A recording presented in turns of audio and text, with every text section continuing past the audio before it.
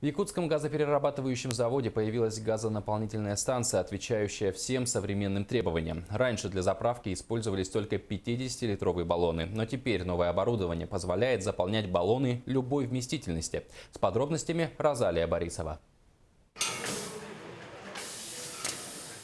Новое оборудование может за час заполнить сжиженным газом 120 стандартных баллонов. Каждую емкость наполняют в зависимости от веса на 85%. Далее готовую емкость проверяют на утечку. Эта установка является в взрывозащищенном исполнении.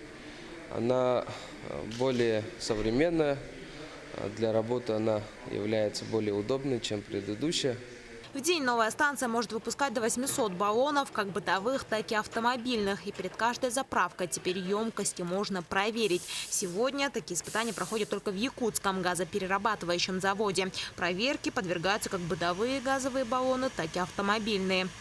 Испытания производятся на бытовые баллоны раз в 5 лет, на автомобильные раз в 2 года. У бытовых у них 20 лет стаж, то есть работать 4 раза испытать их можно. Набирается баллон водой, давление давится, то есть пробное давление 25 килограмм выдерживается и рабочий 16 килограмм.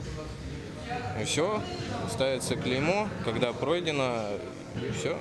Сегодня завод перерабатывает 50% поставляемого газа для нужд столицы. К 2020 году планируют достигнуть 100% переработки природного газа. Предприятие намерено приобрести оборудование, которое позволит обновить весь технологический цикл переработки. Розалия Борисова, Василий Слепцов, НК «Саха», Якутск.